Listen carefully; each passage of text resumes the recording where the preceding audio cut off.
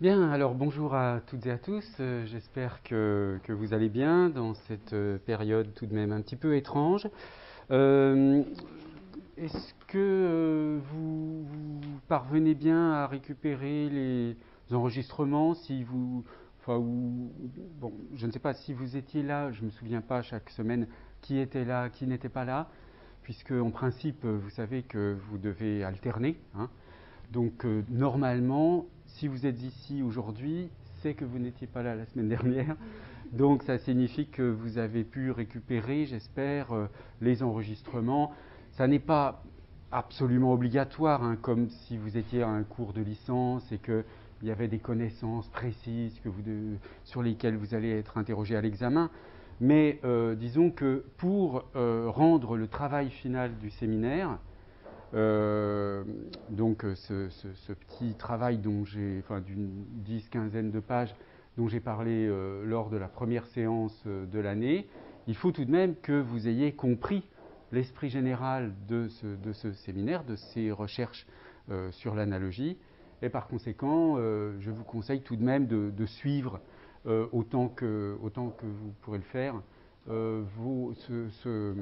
disons la progression de cet enseignement.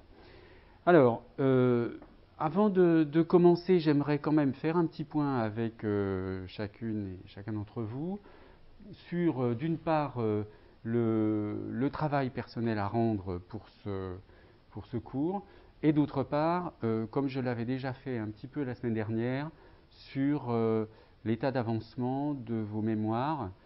Est-ce que vous avez des difficultés, puisque ce séminaire il est là aussi pour vous aider très concrètement à avancer dans votre recherche, à progresser, à surmonter un certain nombre d'étapes difficiles, qu'elles soient bibliographiques, de compréhension d'une notion ou quoi que ce soit d'autre. Donc, si vous voulez bien, on peut faire un tour de table, hein, et chacune peut prendre la parole et dire sur ces deux sujets, hein, est-ce que vous avez déjà une idée d'un travail personnel? Alors, certaines étudiantes m'ont écrit pour me proposer des sujets déjà, d'autres non. Alors, lorsque vous faites votre mémoire sous ma direction, il faut quand même rendre quelque chose de différent du mémoire, mais qui est en rapport, hein.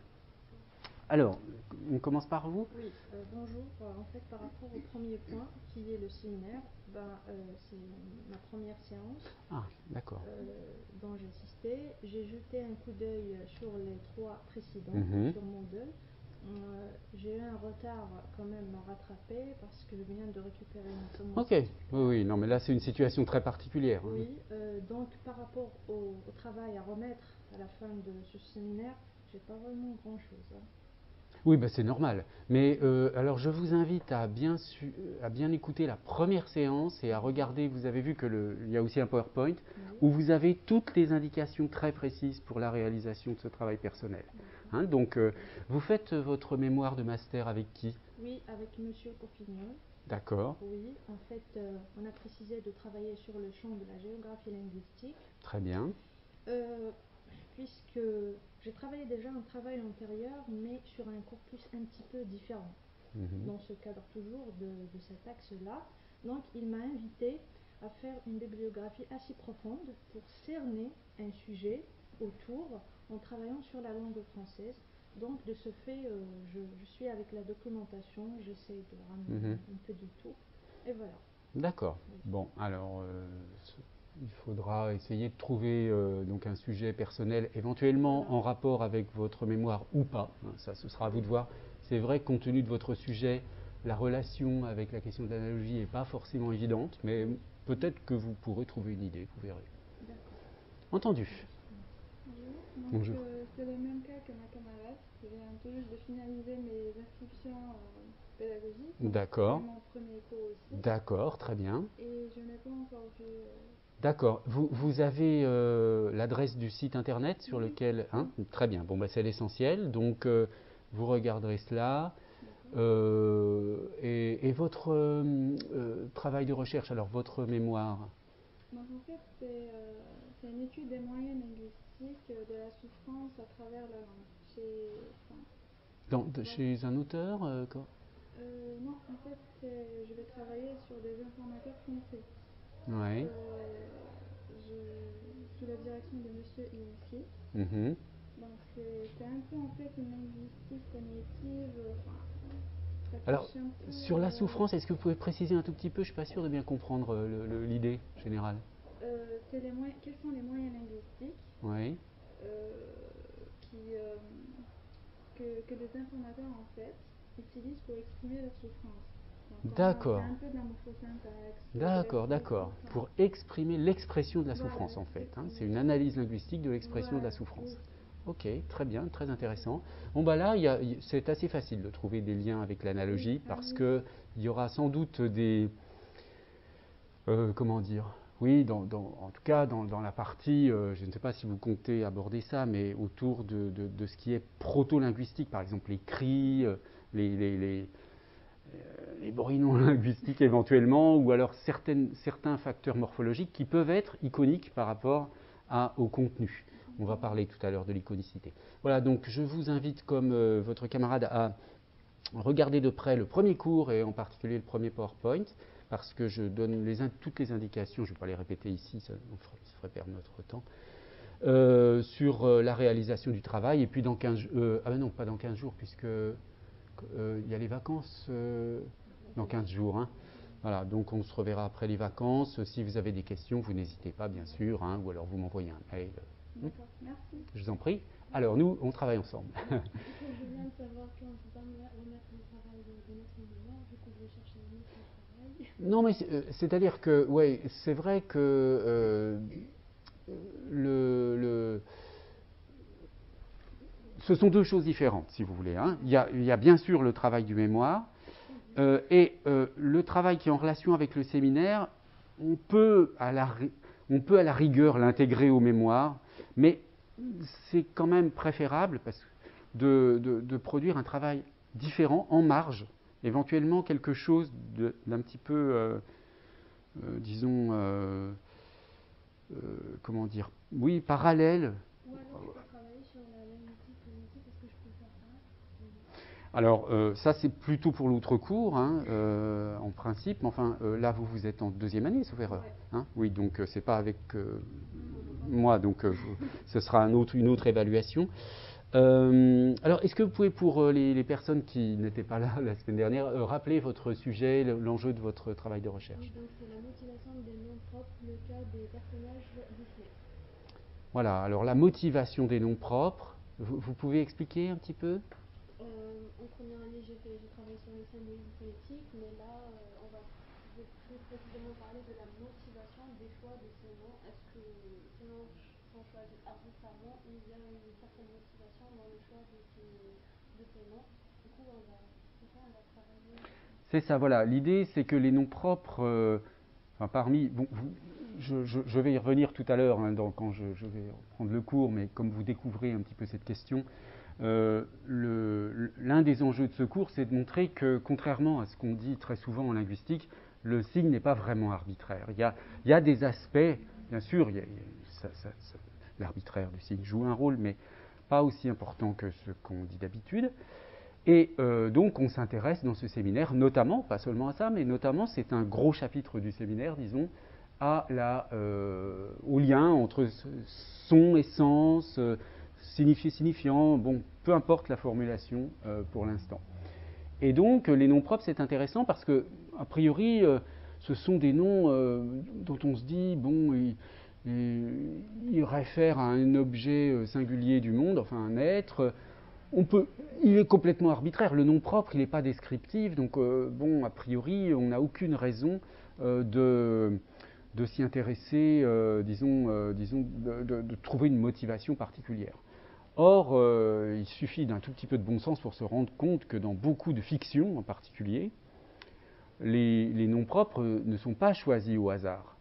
Et les noms propres évoquent quelque chose, des caractères du personnage et tout. Et donc là, l'étude porte sur un corpus qui est des personnages très connus de Disney, pour voir un peu les différentes sortes de motivations. Donc il va y avoir des motivations disons externe, par exemple quand le nom d'un personnage ressemble à un nom commun, donc renvoie à une signification d'un nom commun. Je ne sais pas moi, imaginons qu'on est monsieur Colère, bon, ben voilà, qui serait en colère. Hein. C'est un nom propre, mais il évoque un nom commun, donc il devient descriptif.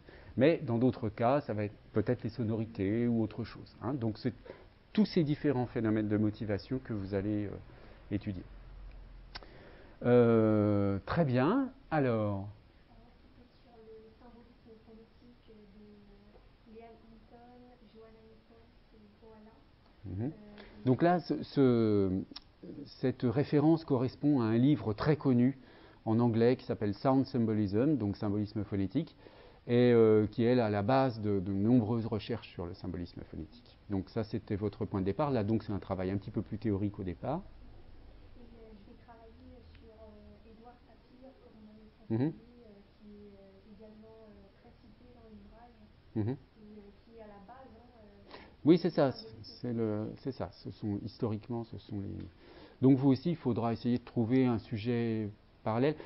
Ce qui pourrait être intéressant finalement, vous voyez, moi ce que je trouverais intéressant, c'est que vous traitiez séparément le cas de Sapir. Vous voyez, vous me faites un petit travail de 15 pages sur Sapir, son œuvre, quoi. C'est-à-dire, qu'est-ce qu'il a fait comme linguiste, et puis donc vous accorderez une certaine importance à ses recherches sur le symbolisme phonétique, mais ce sera intéressant de pouvoir situer ces recherches sur le symbolisme phonétique par rapport à d'autres travaux de Sapir, et donc ça pourra faire un sujet très intéressant pour votre travail du séminaire, indépendamment finalement de votre mémoire, ou de travailler sur Sapir. Je repense à, il faut que je vous donne la référence d'un article très bien de Marc Villemey sur la motivation des noms propres. Marc Villemey, ça s'écrit W-I-L-M-E-T. Et je ne sais plus si le titre exact est La motivation des noms propres, mais c'est quelque chose de cet ordre-là. C'est un article, je suis presque certain qu'on le trouve en ligne. Si vous ne le trouvez pas, vous me le dites et je vous le donnerai. Alors. Oui, bonjour. Mon travail est avec Madame Mathilde Walter.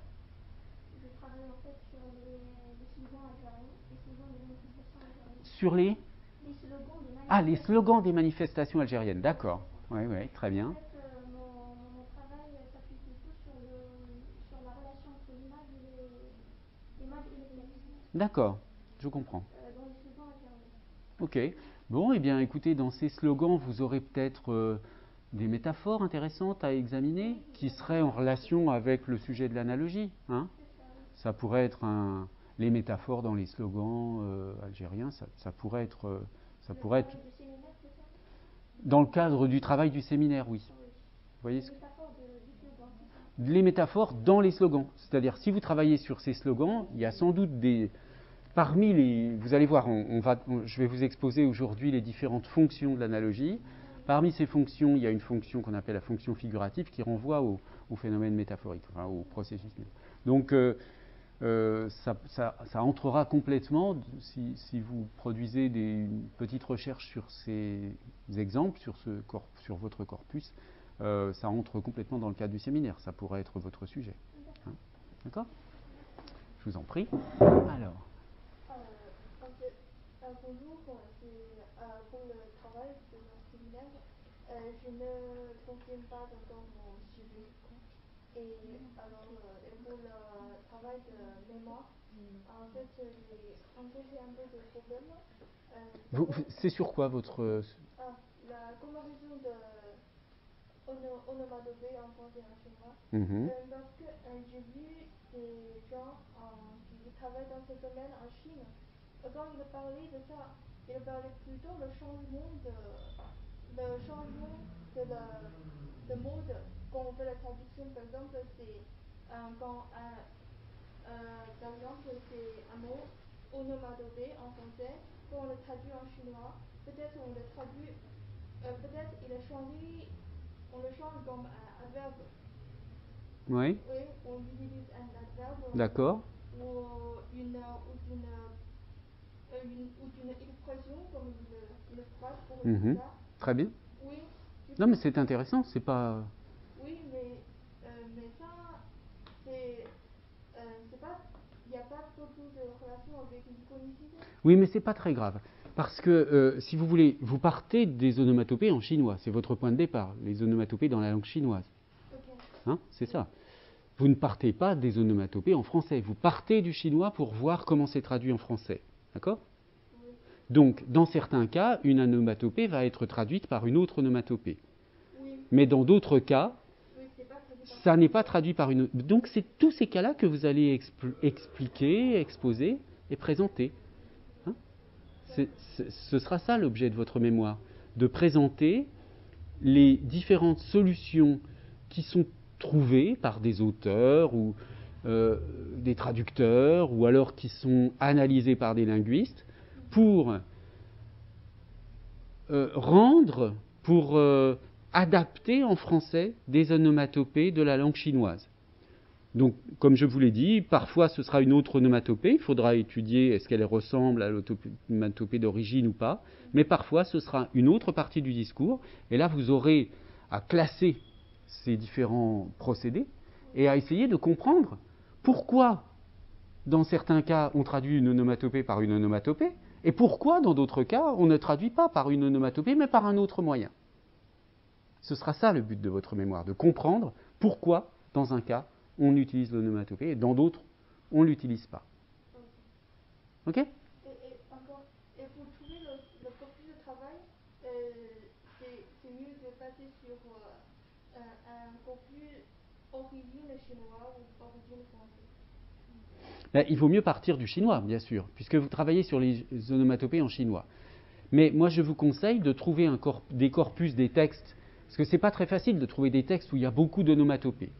Alors, je ne sais plus si c'est avec vous qu'on avait discuté de la possibilité d'utiliser des bandes dessinées ou des mangas, des choses comme ça. Bon, c'est un peu particulier, mais pourquoi pas, à la limite, si vous ne trouvez pas. Il faut que vous... Là, c'est à vous d'explorer un petit peu les choses pour trouver des textes dans lesquels il y a quand même pas mal d'onomatopées, autant que possible. Hein. Donc, il faut réfléchir, peut-être... Il y a certains types de textes, certains auteurs qui sont connus pour avoir un style où ils utilisent souvent des onomatopées. Vous voyez, par exemple. Bon. Mais il faut vraiment partir du chinois. Et, autre critère de sélection, je vous conseille quand même, évidemment, ce serait plus facile d'utiliser des textes chinois qui sont déjà traduits en français pour pouvoir voir. Sinon, si vous n'avez pas assez d'exemples comme ça de textes chinois qui sont déjà traduits en français, ben, vous essayez de traduire vous-même, ou alors vous demandez, enfin voilà, vous essayez de trouver des solutions alternatives. Mais ce serait quand même mieux d'avoir au départ, tout au moins, un certain nombre de textes dans votre corpus qui soient déjà traduits par des traducteurs professionnels, etc. D'accord ? Et c'est comme ça, ce sera plus facile de choisir d'un corpus origine français parce que, par exemple, comme Le Misérable, on a plusieurs éditions de traduire en chinois. Et d'accord. Chaque édition, il est Ok. traduit différemment. D'accord. Alors, dans ce cas-là, vous pouvez faire deux parties, avec une partie dans le sens des textes chinois d'origine qui sont traduits en français, et une autre partie pour comparer, voir si c'est la même chose, dans l'autre sens, des textes français traduits en chinois. Vous avez dit quoi? Deux parties. Oui, enfin, vous traitez les deux choses différemment. C'est-à-dire, vous abordez les textes chinois d'origine comme on les traduit en français, Oui. et aussi, les deux, vous faites les deux, et aussi les textes français comment on les traduit en chinois. D'accord, mais c'est pas trop bizarre de travailler sur deux corpus. Bah oui, non, c'est pas bizarre, c'est deux corpus différents. Hein, ça complète la recherche. D'accord ? C'est tout à fait possible. Hein, parce que, effectivement, ce qui est intéressant, vous avez peut-être constaté des différences. Selon que la traduction va du chinois au français ou du français au chinois, il y aura peut-être des différences dans le traitement des onomatopées. D'accord ?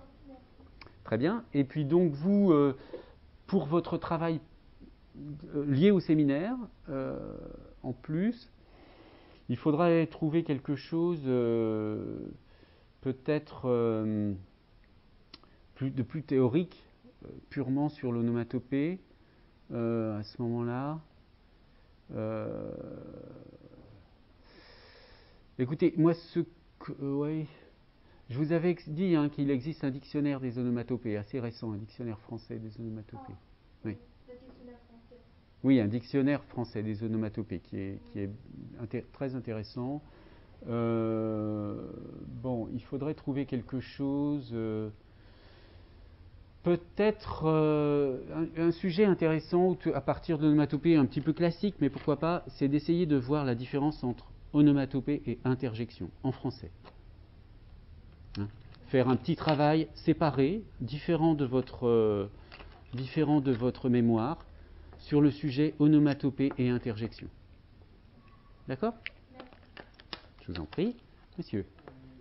Mon mémoire, c'est le mot comme image. Oui. C'est typiquement analogique. Oui, voilà, vous travaillez avec moi et sur un sujet dont le titre est emprunté en fait à un livre de Jürgen Trabant, qui est un linguiste allemand spécialiste de Wilhelm von Humboldt. Oui. Donc, vous avez commencé à lire le livre de Trabant ? Oui. Ouais, ça va, c'est pas trop difficile ? C'est difficile. Oui, c'est difficile, c'est quand même philosophique aussi. Et puis, quand vous n'êtes pas francophone natif, c'est plus compliqué peut-être à comprendre. Mais enfin bon, prenez votre temps, essayez de bien comprendre. D'accord. Et le problème, c'est qu'il y a beaucoup de philosophie que je dois déjà apprendre pour comprendre le texte. Mm-hmm. Et mais je veux travailler sur ça, donc c'est pas quelque chose à demander. Mais j'ai quelques idées sur mon mémoire. C'est premièrement sur le fait qu'il y a les mots en image, sur le fait qu'il y a les langues idéologiques. Donc c'est tautologique les langues idéologiques, les mots ici comme les images, et les mots de son, traduits de son, et comme par exemple français. Et troisièmement, il y a les langues, par exemple japonais, qui a les mots comme image, mais les alphabétiques, les lettres japonaises représentent aussi le son. Oui, d'accord. Alors ça, c'est une réflexion sur le système d'écriture, en fait. Mais le mot comme image, chez Trabant, ça ne signifie pas du tout ça. Ça n'a rien à voir avec cette dimension de l'écriture. C'est plutôt une image, c'est ça qu'il faudrait éclaircir. C'est une image ça suppose une réflexion sur le concept d'image. Et c'est au fond, ça revient à un travail sur Humboldt. Donc sur finalement, qu'est-ce que ça veut dire exactement le mot comme image ? Donc c'est ça votre réflexion. Non, mais je ne vous pose pas la question maintenant parce que c'est une question trop compliquée, mais c'est un petit peu ça le but de votre travail, de voir comment Trabant traite cette question, pourquoi il dit le mot comme image, qu'est-ce que ça veut dire image, et est-ce que c'est sa vision à lui de Humboldt, mais est-ce que est-ce que d'autres philosophes qui s'intéressent à Humboldt ont une idée similaire? Est-ce que c'est uniquement la vision de Humboldt par Trabant qui est en jeu, ou bien est-ce que c'est une conception assez largement reçue sur Humboldt? Donc c'est vrai qu'il y a une dimension de philosophie dans ce travail, et pas mal de lectures. Donc là, votre corpus, ce sont plutôt des œuvres, des textes de Humboldt éventuellement, et puis des études sur Humboldt, des philosophes et des linguistes qui auraient utilisé Humboldt. Donc c'est quand même l'œuvre de Humboldt et le rapport entre Humboldt et la question de l'analogie, c'est quand même ça le cœur de votre mémoire. D'accord ? Très bien. Donc pour le travail en parallèle, écoutez, on verra, parce que pour l'instant, je pense qu'il ne faut pas vous disperser, c'est déjà très compliqué ce que vous avez à faire. Donc concentrez-vous uniquement sur Humboldt, Trabant, puis on en reparlera plus tard. Très bien. Et enfin, madame, bonjour. Mon sujet de mémoire, c'est sur le symbolisme politique aussi. Oui. Et je voudrais faire une comparaison entre le chinois et le français. Oui, entre le chinois et le français. Selon une temps, il y a 4 degrés, il y a 4 classifications. Oui, ça c'est ça c'est vrai c'est une chose que vous allez aussi exposer et qu'on va voir en cours. Les 4 grands types quatre grandes formes du symbolisme phonétique chez Hinton. Mais vous travaillez sur un corpus, je ne me souviens plus ce qu'on avait décidé précisément sur votre mémoire. Je préfère peut-être un livre pour des enfants. Ah, c'est ça, voilà, à partir de livres pour enfants. Et c'est une comparaison entre le français et le chinois que vous faites, ou c'est uniquement sur le chinois? C'est une comparaison plutôt. Une comparaison. Oui. Et je voudrais me concentrer sur plutôt le troisième et le quatrième type, c'est-à-dire le symbolisme phonétique, c'est en anglais, et du coup c'est synesthétique. Oui. Et conventionnel. Alors conventionnel, c'est pas intéressant du tout. Je vous expliquerai. C'est pas tellement intéressant dans la perspective du symbolisme phonétique. Je vous expliquerai d'ailleurs que pour moi, c'est pas du tout du symbolisme phonétique. Mais ça, on verra. Non, ce qui serait intéressant si vous travaillez sur ce corpus de livres pour enfants, là aussi, si vous faites une comparaison, il faudrait trouver des livres pour enfants qui existent dans les deux langues. Ce qui est peut-être pas très facile, je ne sais pas. Et puis, à ce moment-là, vous essayez d'explorer tous les phénomènes qui, selon vous, relèvent du symbolisme phonétique dans un certain nombre de livres pour enfants. Donc c'est la même chose que tout à l'heure, des livres français traduits en chinois ou des livres chinois traduits en français. S'il en existe, il doit bien en exister quelques-uns quand même. Et voilà, donc en vous concentrant sur vous devriez réussir en vous concentrant sur ce type de texte, vous devriez réussir à constituer un petit corpus, et à partir de là, vous examinerez tout ce qui relève du symbolisme phonétique. Donc la partie théorique, si vous voulez, sur votre travail, elle est pas très importante parce que vous allez partir d'une certaine conception assez classique du symbolisme phonétique. Ce qui va être important pour vous, c'est de trouver beaucoup d'exemples et de les classer, etc. D'accord ? Alors, merci donc pour cette présentation, disons, de l'état actuel de votre travail. Est-ce que vous avez vous êtes pour l'instant simplement en début de travail, et donc vous avez beaucoup de choses à faire, vous êtes en plein dedans, ou bien est-ce que vous avez déjà identifié des problèmes, des blocages, des choses qui vous empêchent d'avancer, dont on pourrait parler? Bon, je ne reviens pas sur la question de la bibliographie, je vous ai bien expliqué la semaine dernière.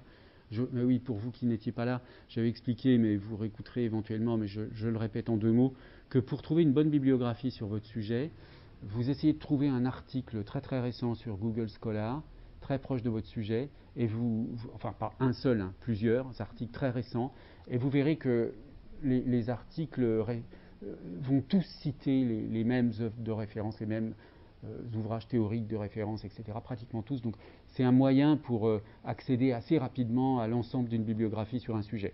Bon, bien sûr, sur Google Scholar, c'est presque uniquement en anglais, donc il faut faire la recherche en anglais sur votre sujet, mais ça, de toute façon, en linguistique, maintenant, c'est un petit peu obligatoire. Voilà, alors, s'il n'y a pas d'autres questions, je vais commencer donc la séance d'aujourd'hui en rappelant là où nous nous sommes arrêtés la dernière fois.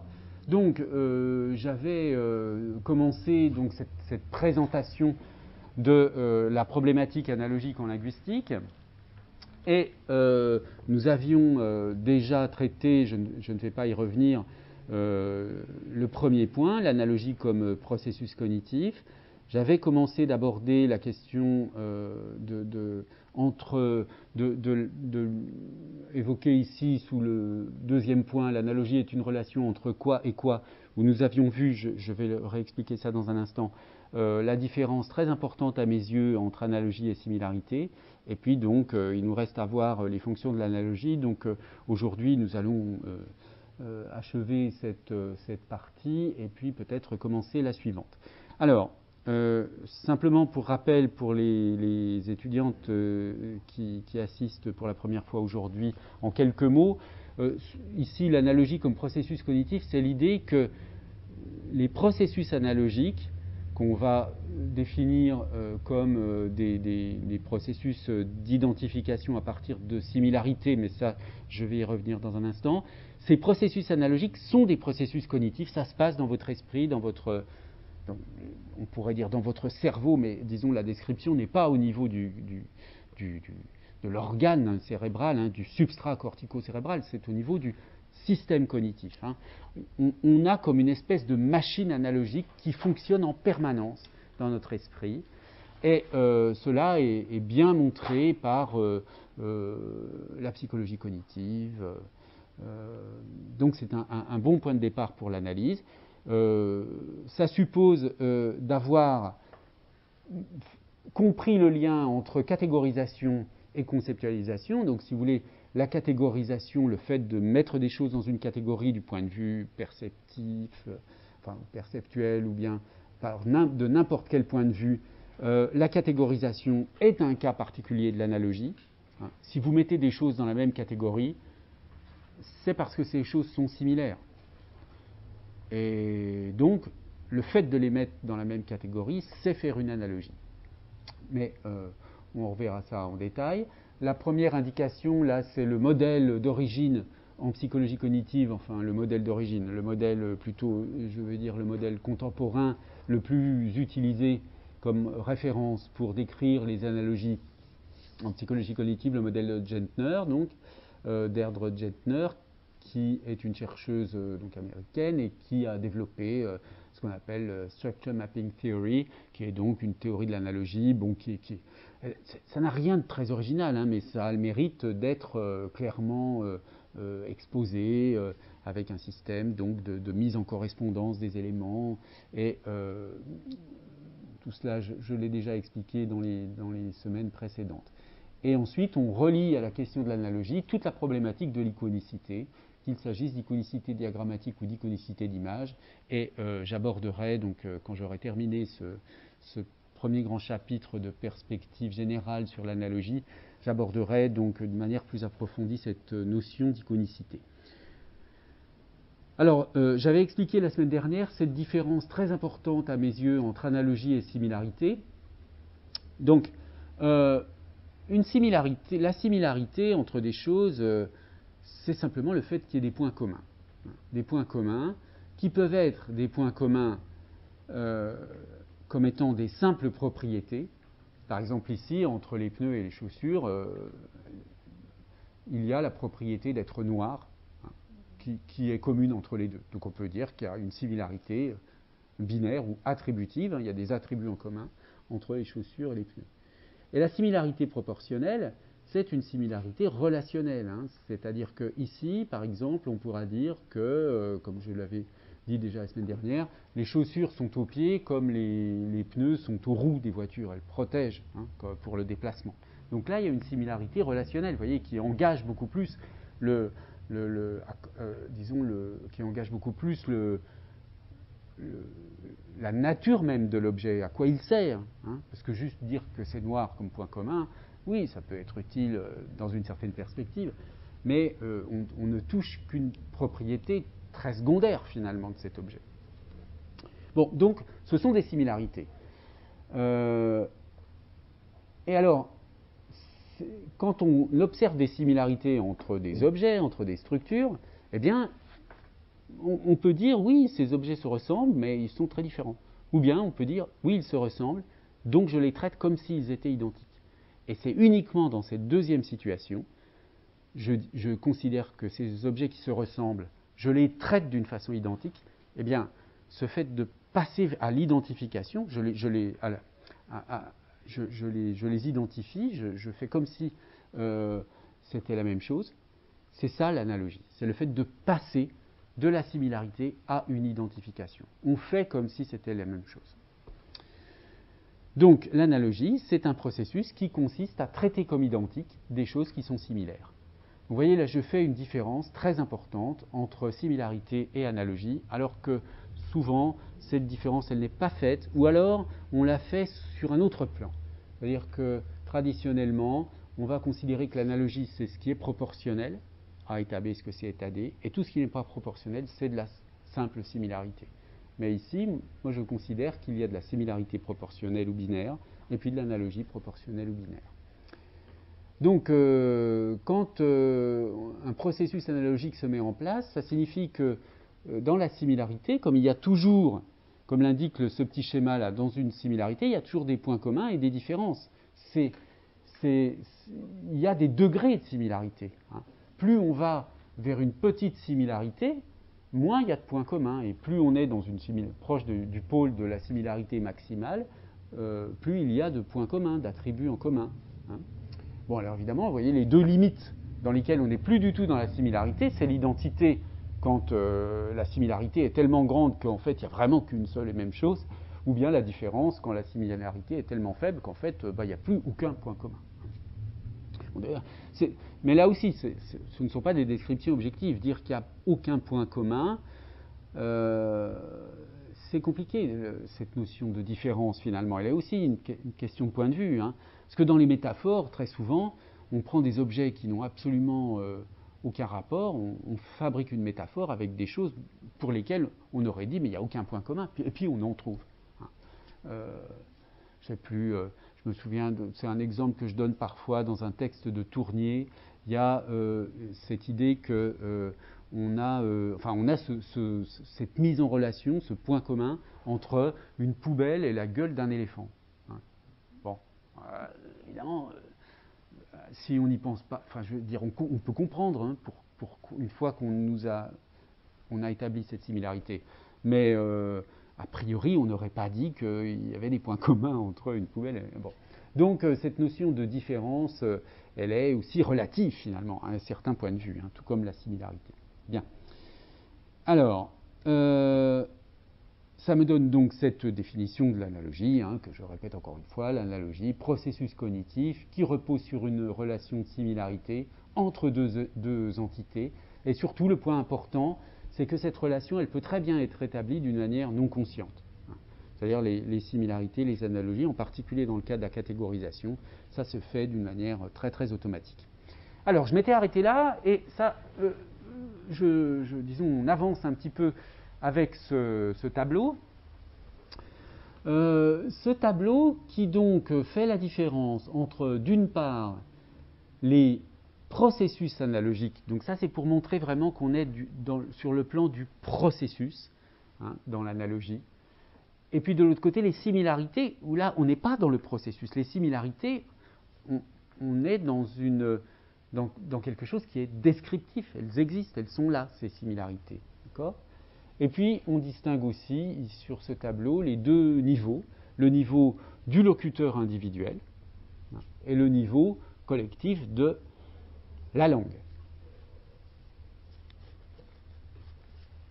Alors, si on part du niveau collectif de la langue, des similarités qui sont dans ce niveau collectif de la langue. Alors, j'ai mis entre parenthèses et entre guillemets analogie, parce que c'est souvent cela qu'on appelle aussi des analogies. Mais disons que dans la terminologie que j'utilise, il est plus juste de parler ici de similarité.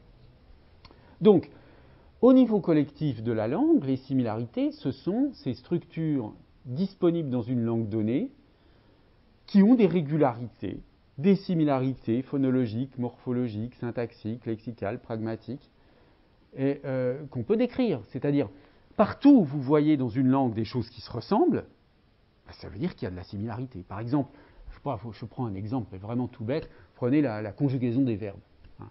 Bon, c'est facile de remarquer, de toute façon on apprend ça à l'école, que les verbes du premier groupe ils se ressemblent tous. Hein. Il y a des similarités entre la conjugaison au présent de chanter, marcher, jouer, etc. Bon. Donc cette similarité-là, elle est disponible, elle existe dans la langue. Hein.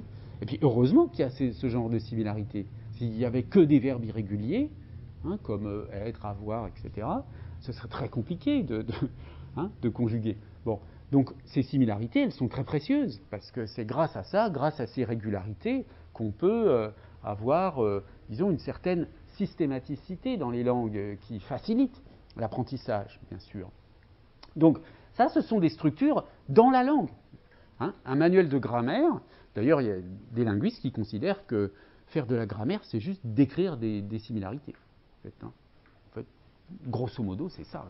Les premières grammaires, c'est ça. On décrit des paradigmes, hein, des listes avec des choses qui se ressemblent. Et voilà, et puis les similarités peuvent être sur différents plans.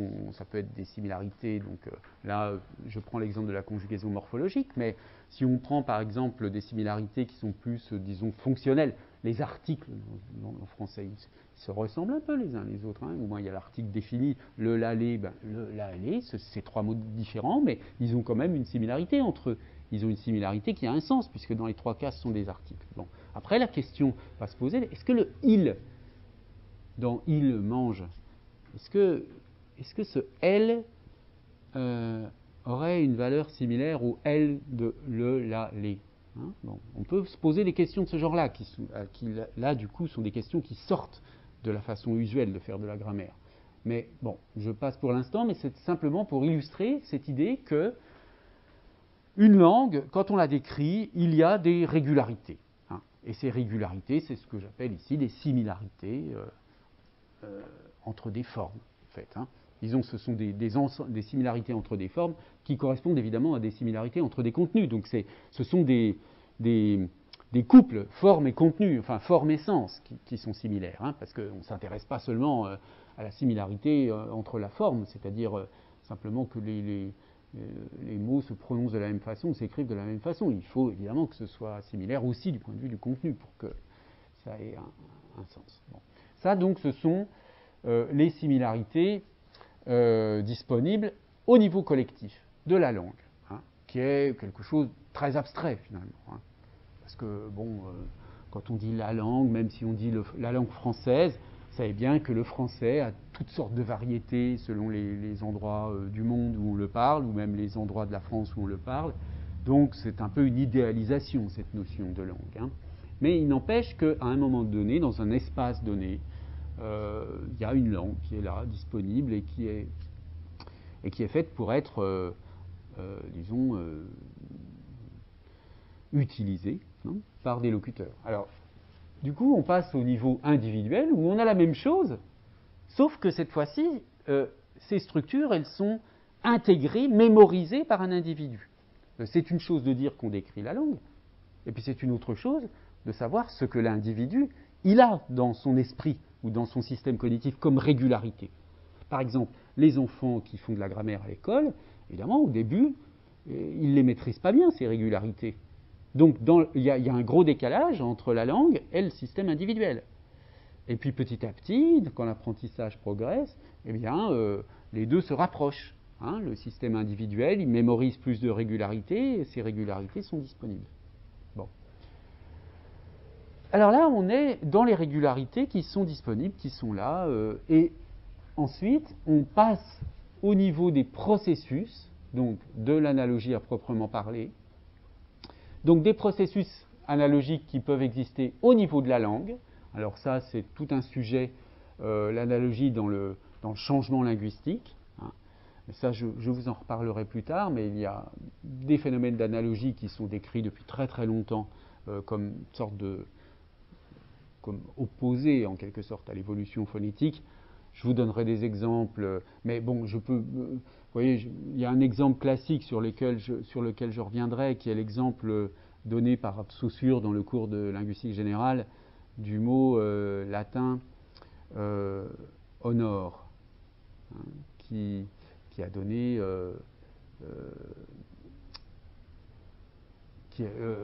du mot onos qui a donné en français honneur. Parce que onos, le mot latin onos, donc, a évolué vers honor. C'est pour ça qu'en français, on dit honneur, avec un R final. Mais le fait qu'on soit passé du latin onos au français honor ne peut pas être expliqué par des lois phonétiques. C'est complètement, ça ne fonctionne pas du tout comme une loi phonétique, ça fonctionne par analogie, avec un autre modèle, donc, par similarité avec d'autres mots, comme orator, oratorem, qui donne orateur régulièrement. Je expliquerai cet exemple plus tard. Donc, il y a des analogies dans l'évolution de la langue, il y a des processus analogiques qui font que la langue, elle évolue d'une certaine façon. Donc ça, ce sont des processus au niveau de la langue. Et puis, il y a des processus analogiques au niveau individuel, le locuteur, qui, lui, va se baser sur les similarités dont il dispose, sur d'autres similarités qu'il peut éventuellement percevoir pour donc développer son système de similarité.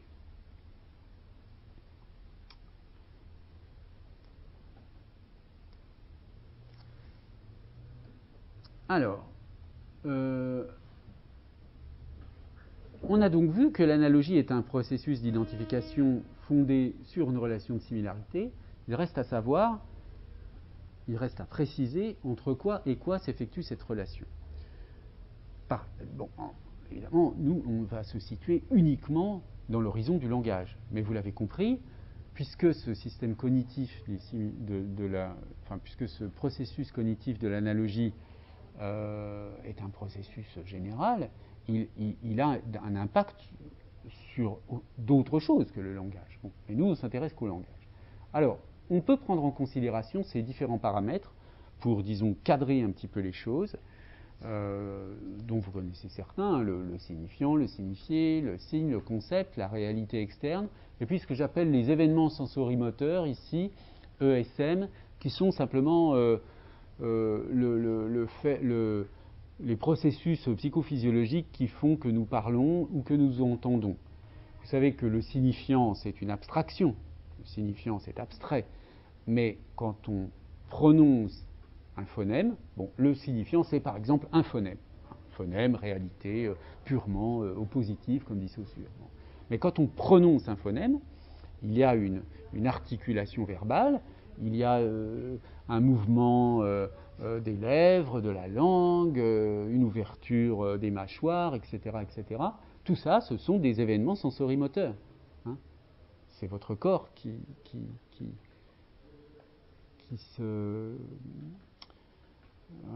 agit d'une certaine façon. Et même chose lorsque vous entendez. Lorsque vous entendez, il y a toutes sortes de processus physiologiques qui se produisent pour que vous compreniez, vous accédiez à des signifiants. Hein. Bon. Alors, si on considère tous ces paramètres finalement de la description linguistique, on pourrait en ajouter d'autres. Hein. On pourrait ajouter le texte, la phrase, mais là je mets les choses les plus élémentaires. Et on distingue deux sortes d'analogies. Ça, c'est une distinction que je n'ai pas encore faite, mais qui est utile. Les analogies homogènes et les analogies hétérogènes. Alors, une analogie homogène, c'est une analogie entre deux choses de même nature, deux choses de structure de même nature. Et une analogie hétérogène, elle va être entre des choses de nature différente. Donc, ça vous donne, si vous essayez de réfléchir à tout ce qui est possible dans ce cas-là, un tableau à double entrée comme celui-ci, avec, vous voyez ici les événements sensorimoteurs, le signifiant, le signifié, le signe, le concept et le référent. Donc, oui, je n'ai pas précisé, le concept, ce n'est pas la même chose que le signifié. Hein. Le concept, il ne dépend pas des langues. C'est une catégorisation indépendante des langues, alors que le signifié, il dépend des langues. Hein. On pourrait dire comme ça. Donc, ça peut être utile de faire cette distinction, pas forcément indispensable. On a la même chose ici, événement sensorimoteur, signifiant, signifié, signe, concept, référent. Donc, signe, c'est l'ensemble, signifiant, signifié, ou forme, contenu, etc. Et là, vous voyez que on a la plupart du temps des analogies hétérogènes, par exemple une analogie entre un signifiant, un événement sensorimoteur, ou entre un signe et un signifié. Là c'est un tableau, si vous voulez, qui n'est pas très réaliste, parce qu'il y a des situations qui ne sont pas du tout pertinentes. Mais ça fait apparaître, disons, cette distinction entre les analogies hétérogènes et les analogies homogènes, qui vont être des similarités entre des événements sensorimoteurs, des similarités ici entre des signifiants, qui vont donner ensuite des analogies. Hein. Des similarités entre des signifiés, des similarités entre des signes, des similarités entre des concepts ou entre des référents. Vous voyez. Alors à cela, il faut ajouter un autre type d'analogie que j'appelle les analogies homo-hétérogènes. Bon, c'est surtout pour faire une place à la métaphore qui à la fois suppose de l'homogénéité et de l'hétérogénéité, mais j'y reviendrai plus tard. Alors, je vais vous donner quelques exemples d'abord pour les analogies homogènes. Donc, pour les analogies homogènes, c'est assez facile. Bon, il y a d'abord les analogies entre signifiants. Par exemple, les rimes, la paronomase, le fait d'avoir une ressemblance approximative entre les signifiants. Bon, évidemment, là, on parle uniquement d'analogie entre signifiants, mais quand on fait une analogie entre des signifiants, par exemple dans des rimes, c'est pour obtenir, pour provoquer un rapprochement des signifiés, évidemment. Bon, il peut y avoir une analogie homogène entre des signifiés. C'est ce qu'on a dans la synonymie ou la parasynonymie. C'est la même chose, synonymie, parasynonymie. Simplement, on utilise parasynonymie pour rappeler que la synonymie absolue, bon, c'est très très rare.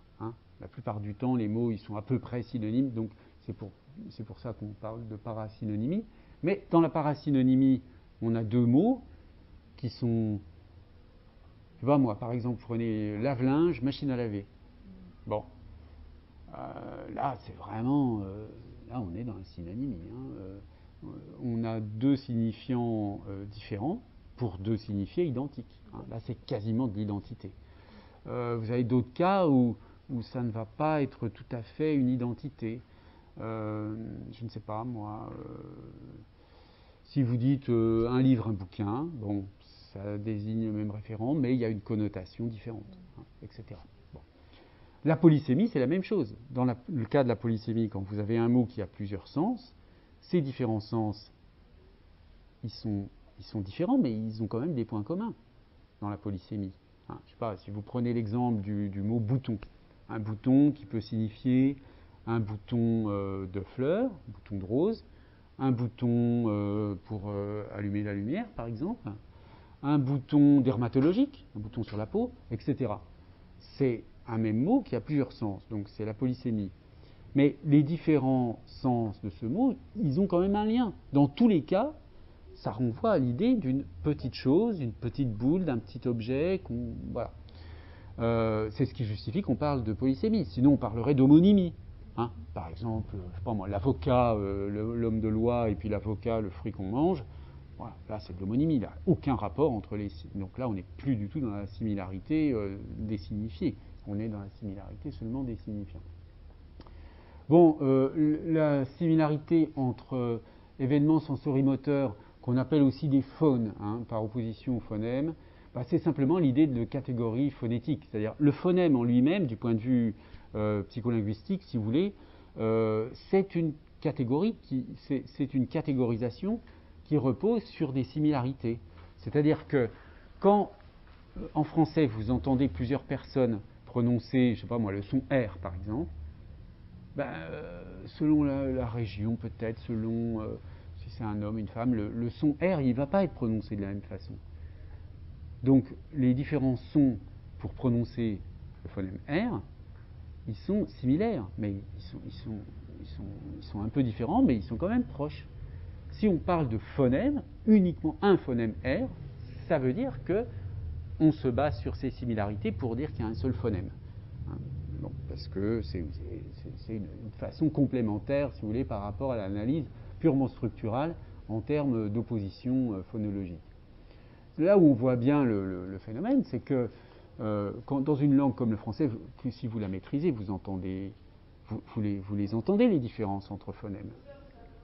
Mais quand vous écoutez une langue, là je prends souvent cet exemple avec le chinois, puisqu'on a souvent des étudiants et des étudiantes qui viennent de Chine dans ce séminaire, si vous ne maîtrisez pas le chinois, vous n'entendez même pas les phonèmes, vous ne percevez pas les catégories, les différents sons. Vous entendez un magma, et vous avez l'impression, pour deux mots différents, que c'est le même, alors que deux fois le même mot, ça sera deux mots différents, enfin bref. Donc là, il y a aussi un problème de catégorisation et de similarité, mais c'est encore des analogies homogènes. Bon, les analogies entre référents, c'est simplement le fait que vous avez deux livres qui sont analogues, c'est parce qu'ils correspondent au même concept. C'est-à-dire, là, c'est simplement la notion de catégorie sémantique ou conceptuelle qui est en jeu. Et puis, les analogies homogènes entre signes, c'est ce qu'on appelle la motivation relative. Bon, par exemple, poirier, pommier, hein, ces mots, ces signes se ressemblent, ce sont des noms d'arbres, ils ont une régularité morphologique.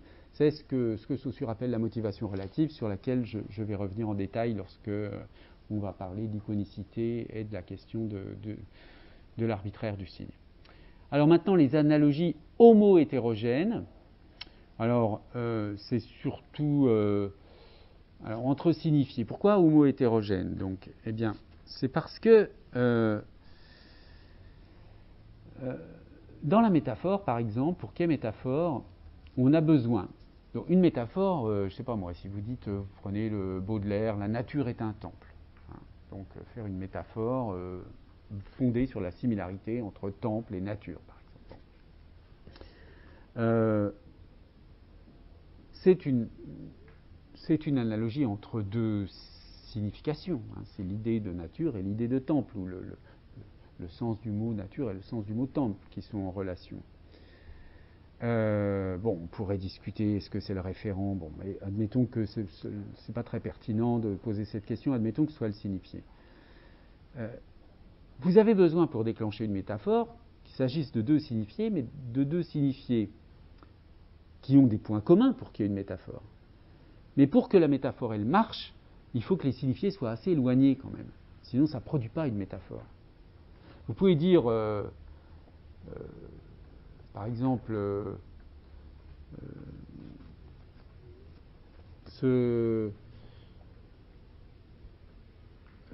Achille est un lion.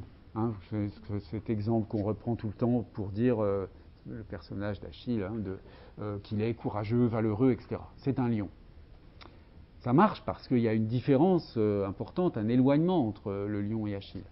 Mais vous ne pouvez pas dire, pour dire qu'un chien est méchant, ce chien est un lion. Ça ne marche pas du tout, ça ne fabrique pas une métaphore. Hein. Pourquoi? Parce que justement, ils ne sont pas assez éloignés.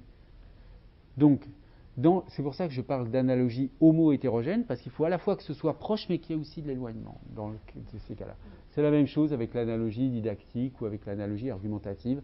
L'analogie didactique, par exemple, quand vous allez expliquer que les fanons de la baleine, c'est un peu comme une épuisette. Bon, c'est différent, mais il y a des points communs, mais il y a quand même une distance au départ. Alors, maintenant, les analogies hétérogènes. Eh bien, précisément, toute la question de l'iconicité ou du symbolisme phonétique, elle relève de l'analogie hétérogène. Alors évidemment, c'est beaucoup plus compliqué, l'analogie hétérogène, parce que trouver des relations entre des choses qui sont de même nature, trouver des attributs communs, des points communs entre des signifiants, entre des signifiés, entre des signes, c'est facile, puisque c'est la même chose. Mais trouver des points communs entre des choses qui sont de nature ontologique différente, entre des sons ou entre des significations, ou entre des significations et des choses, pour l'analogie entre signifié et référent, c'est beaucoup plus compliqué. Hein. Et c'est en tout cas un type de phénomène analogique assez différent. On se doute d'ailleurs que dans le cas des analogies hétérogènes, une des solutions, ça va être peut-être de privilégier l'analogie relationnelle, proportionnelle, hein, plutôt que l'analogie directe. Mais pas forcément.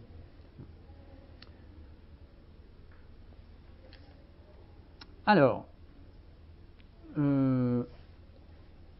on va faire une pause et je vais ensuite vous expliquer les fonctions de l'analogie. Bien, alors, je vais reprendre donc en commençant par la première de ces 6 fonctions de l'analogie, qui est donc la fonction de catégorisation, la fonction catégorisatrice. Alors là, comprenez bien l'idée, cette notion de fonction, c'est vrai que ce n'est pas forcément si évident. Pourquoi je parle de fonction de l'analogie? C'est-à-dire qu'on a ce processus analogique, bon, on est dans la question du langage, et on se demande comment on utilise l'analogie. Il y a, dans l'ordre du langage, plusieurs façons d'utiliser l'analogie, on peut en faire différentes choses. De même que, je ne sais pas si on veut faire une comparaison, la marche, l'aptitude à la bipédie de l'être humain. Hein. L'être humain marche sur ses 2 pieds. Bon. Je le mets en parallèle avec l'analogie, c'est une propriété de l'être humain. On peut en faire plusieurs choses. On peut se servir de la bipédie pour aller d'un point à un autre, pour se déplacer. On peut s'en servir pour sauter, pour attraper quelque chose qui est en l'air. On peut s'en servir pour, je ne sais pas, pour danser, pour toutes sortes de choses. On pourrait dire, il y a différentes fonctions de la bipédie. C'est un peu dans ce sens-là qu'il faut comprendre les fonctions de l'analogie. Donc cette première fonction, la fonction de catégorisation, elle signifie que dans ce cas-là, le processus analogique, l'analogie que vous faites ou que vous percevez entre x et y, vise à signifier que ces deux éléments appartiennent à la même catégorie. Donc, ce processus de catégorisation, évidemment, il faudrait peut-être développer un petit peu cette notion de catégorie, de catégorisation. En général, je ne le fais pas parce que je ne le fais pas dans le séminaire, parce que je le fais dans un autre cours, qui est le cours d'introduction à la linguistique cognitive.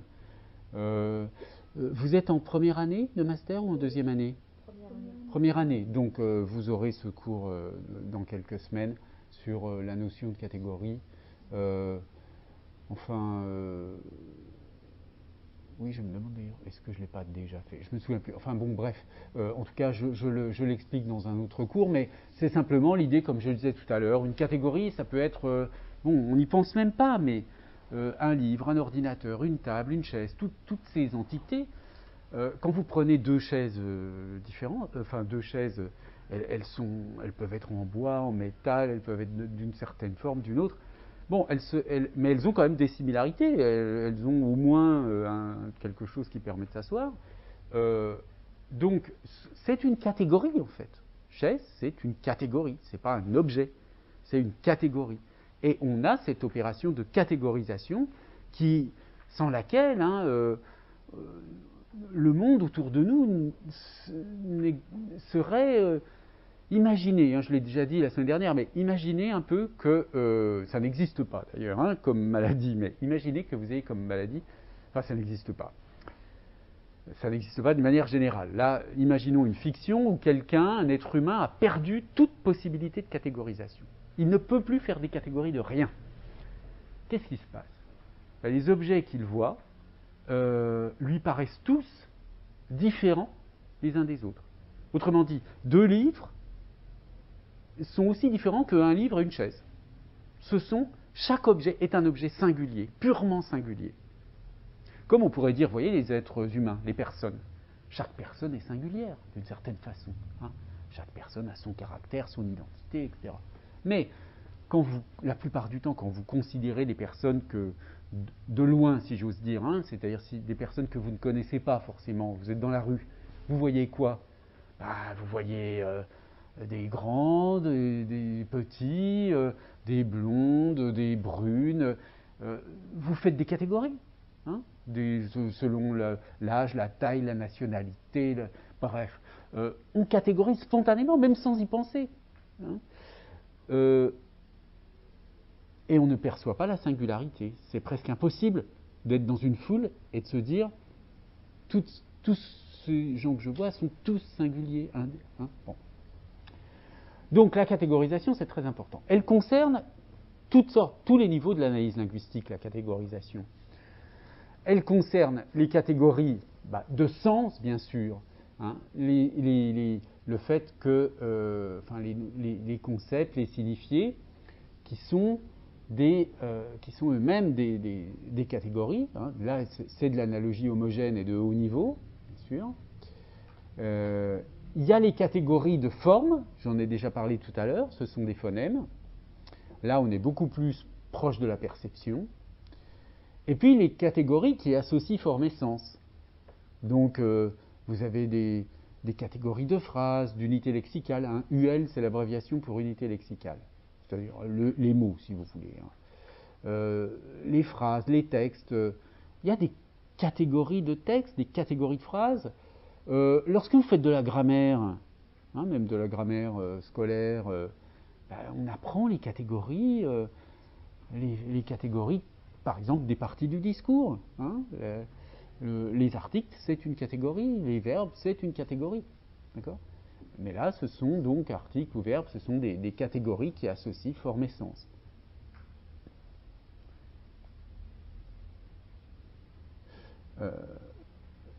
Le fait de dire que des textes appartiennent à un même courant littéraire, c'est une catégorisation.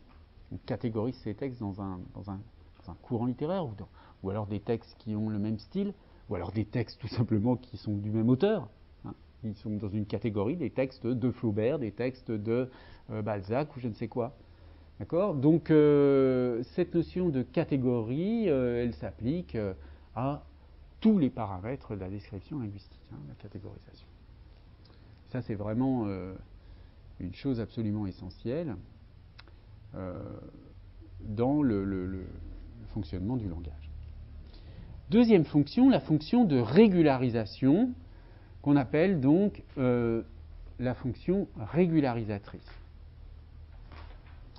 Donc, dans ce cas-là, parler d'analogie entre deux éléments, deux entités ou deux structures, X et Y. Hein. Quand je dis X et Y, ça peut être des entités ou des structures. Ça signifie qu'ils appartiennent à un même paradigme. C'est-à-dire qu'il y a une ressemblance formelle. Hein. Bon, par exemple, c'est l'exemple bien connu des noms d'arbres fruitiers hein, que donne Saussure. C'est la même chose, on y reviendra un petit peu. Mais vous voyez qu'on a bien une ressemblance. La relation entre cerisier et cerise, ici, la relation entre cerisier et cerise est la même qu'entre pommier et pomme. Et c'est la même qu'entre poirier et poire, etc. Hein. Donc là, j'ai une régularité. J'ai donc le paradigme des arbres fruitiers.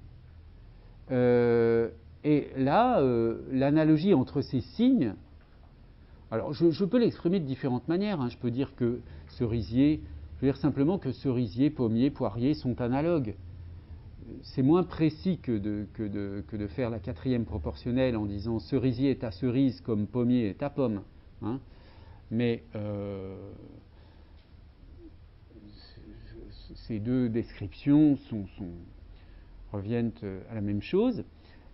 Ici, on est en synchronie, et c'est précisément ce que Saussure appelle la motivation relative. Qu'il oppose, par exemple, on y reviendra, mais un mot comme un nom d'arbre comme chêne.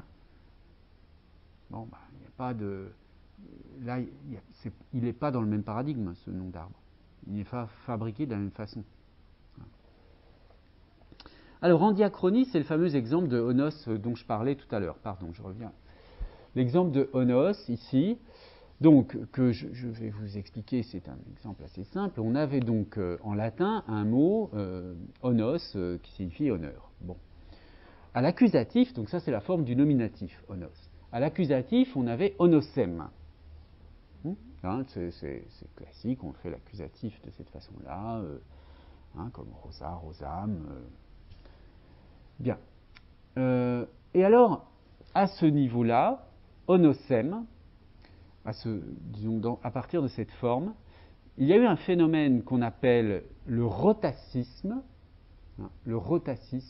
qui consiste en une transformation du S intervocalique, c'est-à-dire du S entre deux voyelles, en R. Donc, onosem, pour une raison de transformation phonétique, est devenu honorem. D'accord ? Ça, c'est une évolution phonétique. Il y a beaucoup de mots, enfin, tous les mots du latin qui étaient dans cette situation-là, sauf des exceptions particulières, eh bien, ont connu la même évolution. Le S intervocalique est devenu R. Onosem, devenu honorem, comme d'autres mots que je n'ai pas mis en exemple ici, mais peu importe. C'est un phénomène connu, j'aurais dû l'indiquer ici, qu'on appelle le rotacisme. Bien. Mais alors, à partir du moment où on a eu l'accusatif honorem, qui est, encore une fois, c'est vraiment une évolution phonétique, c'est-à-dire c'est la prononciation qui s'est déformée petit à petit. Mais on avait un couple un peu bancal, puisque l'accusatif de onos était honorem.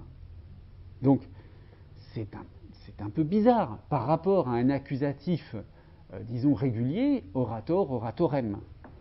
D'accord ? Donc, ce qui s'est produit dans l'histoire du latin, c'est qu'on a inventé la forme honor, mais en réalité, il faut bien avoir à l'esprit que pour les latins de l'époque, les premiers qui ont utilisé cette forme honor, ils faisaient une faute. En fait, ils faisaient une faute. Parce que normalement, on aurait dû, on dit au nominatif onos. Mais la forme honor est apparue spontanément sur le modèle de orator, puisqu'on avait orator, oratorem, et puis d'autres paradigmes de ce type-là. Or, orem, comme on avait honorem, on a inventé la forme honor. Et là, il y a eu, pendant un certain temps, une concurrence entre onos et honor, une concurrence entre ceux, bon, je plaisante un peu, mais c'est presque ça la réalité, entre ceux qui parlaient bien latin, et qui eux savaient qu'on dit onos, et ceux qui parlaient mal et qui disent honor, pardon.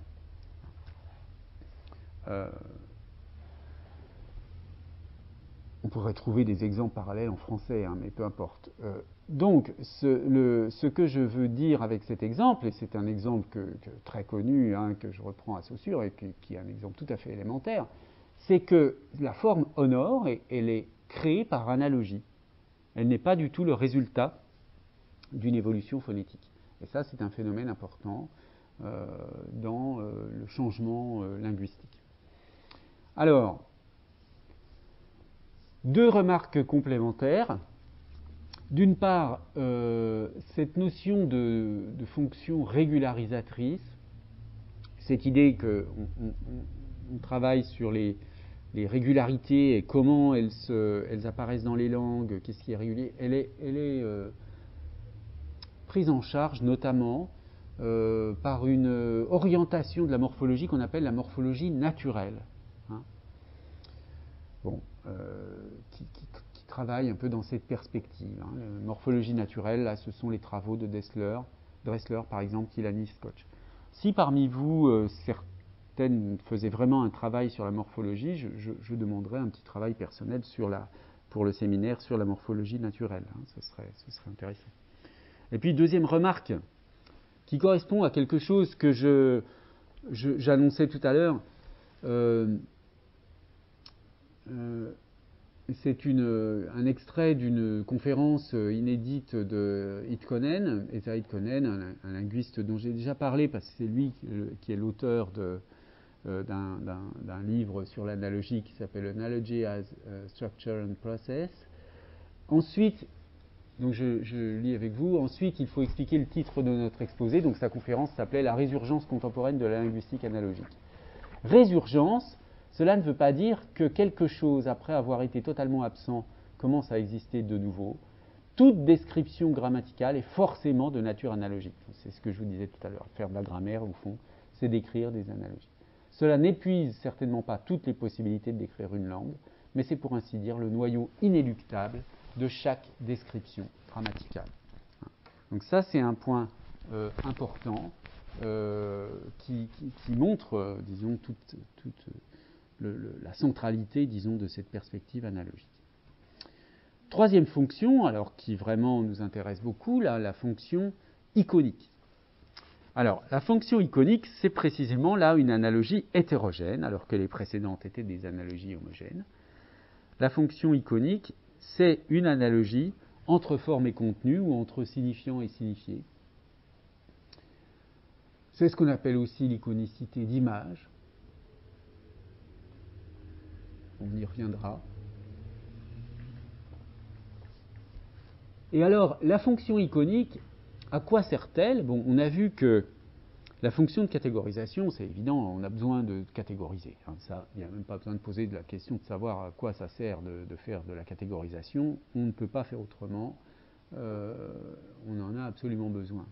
La régularité, la fonction de régularisation, bien sûr qu'on en a besoin dans les langues, hein, parce que s'il y avait pas de régularité dans les langues, on aurait beaucoup de mal à les apprendre, etc. À quoi sert la fonction iconique? Eh bien, elle sert, dans la mesure où elle repose sur une analogie entre forme et contenu, donc où la forme donne des indices tout au moins sur le sens, elle sert à rendre le signe plus facile à comprendre d'une certaine façon. Alors, c'est ainsi que le formule Gibbon, qui est un linguiste américain plutôt fonctionnaliste, mais c'est toute chose égale par ailleurs, c'est une traduction, toute chose égale par ailleurs, une expérience codée est d'autant plus facile à stocker, à récupérer et à communiquer que le code est isomorphe, bon, dans le texte c'est isomorphe, mais on pourrait dire similaire, à l'expérience. Donc là, vous voyez, l'idée c'est que si j'ai une analogie entre forme et contenu, ou une similarité entre forme et contenu, je vais pouvoir facilement utiliser le signe considéré. Je donnais la semaine dernière l'exemple des pictogrammes.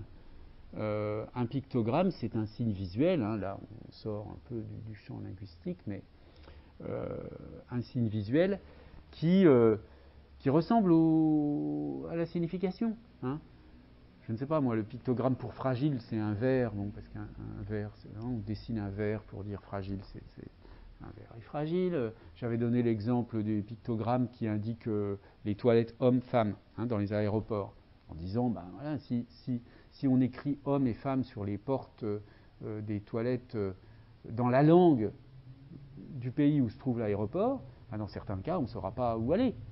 Alors qu'un pictogramme est directement informatif. Bon, donc c'est ça la fonction iconique. Alors cette fonction iconique, elle est documentée, c'est un problème, disons, qui est assez ancien, puisque vous voyez qu'elle est documentée depuis les années 30. Köhler, 1929, Sapir, dont on parlait tout à l'heure, 1929 également, Newman, 33. Bon, il y a toutes sortes de références bibliographiques là, que je donne un peu en vrac, qui sont quand même les références classiques sur le sujet. C'est assez ancien, mais c'est resté très marginal dans l'analyse linguistique, considérant que c'est une chose un peu secondaire dans les langues et peu étudiée. En tout cas, en France, on étudie très peu ce genre de choses. Alors, Lucas Nobilet, qui est un de mes collègues, qui est à l'Université de Bourgogne et qui est un très bon spécialiste de ces questions d'iconicité, de symbolisme phonétique, formule cette idée d'une tendance spontanée des locuteurs à attribuer, dit-il, des valeurs proto-sémantiques intrinsèques au son du langage. L'opposition entre des phonèmes graves comme OU ou B et des phonèmes aigus comme I ou P, donc c'est l'opposition BP là, entre sonore et sourde, est associée régulièrement aux oppositions visuelles entre grand et petit, courbe et pointu, sombre et lumineux, etc. Donc, l'exemple typique, c'est l'exemple Maluma Takete ou Bouba Kiki, que je donne toujours. Là, je crois que je n'ai pas... Si, voilà, j'ai donné l'exemple. Donc, on vous donne deux mots qui n'existent pas. Le test a été fait dans beaucoup de langues, et on trouve le même résultat. Deux mots qui n'existent pas. Maluma et Takete. Ensuite, on vous donne deux formes. Une forme très pointue, avec comme une étoile irrégulière, et puis une forme un peu arrondie. Et la question, c'est évidemment, quel nom allez-vous préférentiellement choisir pour quelle forme? Alors, mais je vous pose la question, puisque vous êtes nouvelle dans le cours, qu'est-ce que vous diriez? Entre Maluma et Takete, laquelle vous nommeriez Takete et laquelle, intuitivement comme ça, vous nommeriez Maluma? Ou Kiki, oui. Kiki ou plutôt sur l'étoile, oui. Ouais. Et Bouba sur ça.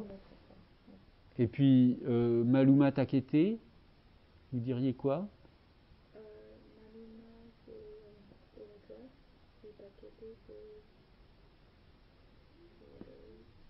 Non, vous voulez dire Maluma pour la forme arrondie, vous montrez, voilà, et Takete pour l'étoile, c'est ça. Oui, oui, c'est effectivement ça. Hein. C'est comme ça que tout le monde répond, quelle que soit sa langue. Donc là, j'ai mis Takete et Maluma, mais c'est la même chose, Takete ou Kiki et Maluma ou Booba. Et ça, c'est intéressant parce que ça montre que les sons du langage évoquent quelque chose quand même. Ils ne sont pas purement arbitraires, c'est pas n'importe quoi. On ne peut pas appeler quelque chose n'importe comment. Il y a beaucoup d'ailleurs, il y a des enjeux économiques importants dans le marketing, par exemple, lorsque on crée des marques, les laboratoires pharmaceutiques qui inventent un médicament, etc. Il y a des gens qui cherchent des noms pour ces médicaments et qui parfois intuitivement trouvent des noms qui vont avec le produit. Mais s'ils se reposaient sur les études de symbolisme phonétique, ils auraient peut-être des idées plus justes pour faire cela. Hein. Mais il existe dans des revues de marketing des travaux sur le symbolisme phonétique, justement parce que on vend mieux un produit qui est bien nommé, en fait. Bon, il y a des exemples et des contre-exemples, c'est assez amusant. Mais surtout, si vous voulez, ce qui est intéressant avec ce type de phénomène, c'est que c'est d'une immense régularité. Si, quelles que soient les langues et les cultures, je crois qu'il n'y a quasiment pas d'exception, ou alors très peu. Ça signifie que cette association, elle est universelle, elle est valable pour tout le monde. Tout le monde associe ces sons à ces valeurs. Alors là, on le fait avec des formes visuelles, mais ça peut être avec toutes sortes d'autres paramètres. Par exemple, il y a des gens qui travaillent pour savoir si certains sons évoquent plutôt du sucré ou du salé, si certains sons évoquent du sombre ou du lumineux, si certains sons évoquent une musique grave ou une musique aiguë, etc., etc. Mais ça veut dire que les sons du langage, ils évoquent toutes sortes de choses par eux-mêmes. Hein. Et c'est ça, donc, l'analogie, la fonction iconique de l'analogie, c'est l'idée que les sons du langage sont intrinsèquement significatifs.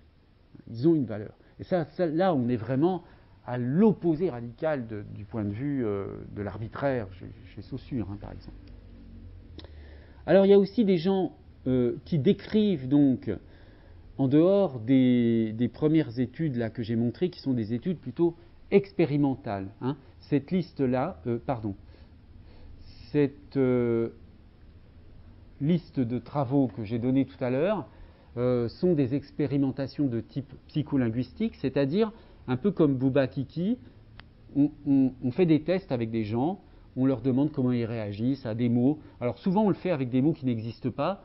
Bon, alors, c'est beaucoup plus difficile de le faire avec des mots qui existent parce qu'on fait des associations basées sur le sens, donc c'est beaucoup plus difficile de savoir qu'est-ce qu'on va associer spontanément à tel phonème. Donc c'est pour ça que très souvent dans ces expérimentations de type psycholinguistique, on travaille avec des non-mots, avec des mots qui n'existent pas, qu'on appelle aussi donc des logatomes. Hein. Des mots comme Takete, Maluma, on appelle ça des logatomes. Bon, bref, peu importe, c'est un point de terminologie. Mais là, ce sont des études psycholinguistiques. Alors à côté donc de ces études psycholinguistiques, vous avez des études qui sont des descriptions de corpus. Hein. On analyse des onomatopées, on prend plein d'onomatopées, on les examine. On prend des idéophones dans les langues où il y a des idéophones. Parce que dans une langue comme le français, il n'y en a quand même pas beaucoup, mais dans d'autres langues comme le japonais, le coréen, des langues d'Afrique, il y a beaucoup de langues avec beaucoup d'idéophones. Et puis, bon, le cas des phonestèmes, des submorphèmes, ça c'est encore autre chose, on le verra plus tard. Bref, vous avez toutes sortes d'études du symbolisme phonétique qui sont cette fois-ci basées sur corpus, hein, et plus seulement sur des études disons des études psycholinguistiques. Et puis alors, à tout cela, il faut ajouter un type de recherche qui nous éloigne un petit peu de la linguistique, qui sont des recherches en psychologie cognitive et en philosophie de l'esprit sur les correspondances transmodales, donc qu'on appelle en anglais, c'est comme ça qu'on a traduit, cross-modal correspondences, transmodal plutôt qu'intermodal, parce qu'intermodal est utilisé pour d'autres choses, mais enfin, donc on dit plutôt en français correspondance transmodale. En effet, les correspondances transmodales, c'est une catégorie plus générale que ces correspondances linguistiques du symbolisme phonétique. Parce que le symbolisme phonétique, il associe forcément des sons à autre chose. Mais les correspondances transmodales, ça peut être n'importe quelle sensorialité avec n'importe quel autre. C'est pas seulement un son qui évoque, je ne sais pas moi, un goût, une forme, une texture, peu importe. Ça peut être donc une, je sais pas moi, une image qui évoque une texture, enfin bref. Donc, si vous voulez, la psychologie cognitive, les psychologues qui travaillent sur cette question des correspondances transmodales incluent le phénomène du symbolisme phonétique dans cette catégorie, des correspondances transmodales, mais ils ajoutent d'autres correspondances, pas seulement basées sur le son, mais basées sur, on a 5 sens, donc sur les 4 autres sens, d'accord, pas seulement sur la perception auditive. Donc, pourquoi ils font ça ? Parce que, pour des raisons un peu comme celles que je vous disais tout à l'heure, c'est-à-dire que, d'une part, ce sont des phénomènes très robustes, très constants chez l'être humain, donc c'est important pour comprendre l'être humain en général, mais aussi parce que, d'une certaine façon, ces phénomènes sont des précurseurs de l'abstraction. Si vous voulez, quand vous commencez à associer un son à une forme, on n'est pas encore dans l'abstrait, mais puisqu'on reste un peu dans la sensorialité, mais on n'est plus collé à la sensorialité, on va vers autre chose, donc on commence à aller vers l'abstraction. Donc voilà, mais je ne vais pas insister sur ce point, c'est simplement pour vous donner, disons, une petite illustration. Alors, je vous donne 2 exemples d'articles qui correspondent à cette deuxième catégorie de recherche, donc sur des corpus. Ça, c'est l'exemple d'un article de Monaghan et ses collègues, des Anglais, qui ont travaillé donc sur des verbes. Et ils ont travaillé de la façon suivante, ils ont pris un grand corpus de verbes, et ils ont utilisé une mesure de distance phonologique, entre les mots, donc des mots qui se prononcent différemment, ils sont très distants. Je sais pas moi, par exemple, corps et cœur, c'est proche. Mais corps et lit, c'est loin. Bon. Donc, on mesure la distance phonologique entre les mots. On a des paquets de mots, et puis on mesure leur distance phonologique. Et puis on mesure aussi en parallèle leur distance sémantique. Est-ce qu'ils sont proches ou lointains du point de vue du sens ?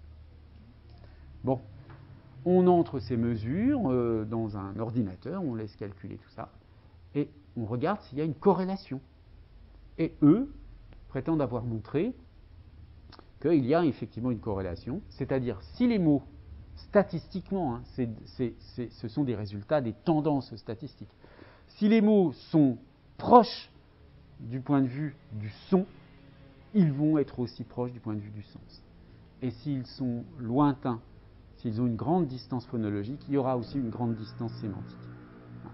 Donc, c'est une étude importante, qui a une méthodologie peut-être un peu discutable. Bon, le résultat est très intéressant, mais il semblerait, si on entre dans le détail technique, que ce résultat n'est pas complètement probant. Il faudrait refaire l'expérience et refaire le travail d'une façon un petit peu plus approfondie pour pouvoir vraiment conclure dans ce sens-là.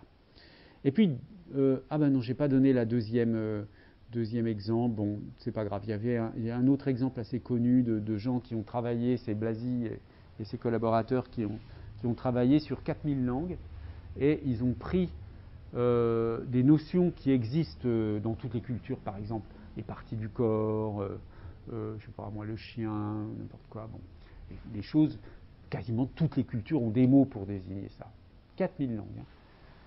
Et ils ont regardé par exemple, pour le nez, quels sont les mots dans ces 4000 langues utilisés pour désigner le nez? Et ils se sont rendus compte que presque tout le temps, il y a une nasale, quelles que soient les langues, pour désigner le nez. Bon, etc. Hein, ça, c'est l'exemple le plus spectaculaire, si vous voulez, le plus évident en même temps. Donc on ne peut plus dire que on aurait pu appeler le nez autrement. On peut l'appeler autrement. Il y a d'autres mots pour désigner le nez. En français, il y a des mots disons, de familier ou de le pif, par exemple. Bon, il y a d'autres mots, mais voilà. Il y a cette régularité, cette observation qui a été faite, donc, d'une régularité assez surprenante des formes pour désigner certaines significations d'une culture à l'autre. Voilà, alors je vais m'arrêter là pour aujourd'hui, puisque je vois qu'il est l'heure. Est-ce que vous avez des questions sur les points qu'on a examinés? Non?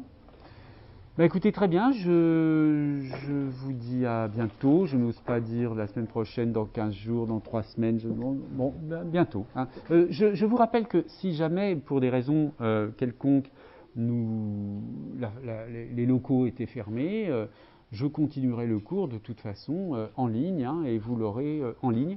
Et si une chose comme ça arrivait, ce que je fais en général, c'est que je mets un cours en ligne, donc que j'enregistre tout seul dans mon bureau. Et puis, une fois de temps en temps, j'organise une réunion Zoom pour discuter, pour poser des questions sur le cours, etc. Hein, voilà, merci de votre attention donc, et à bientôt.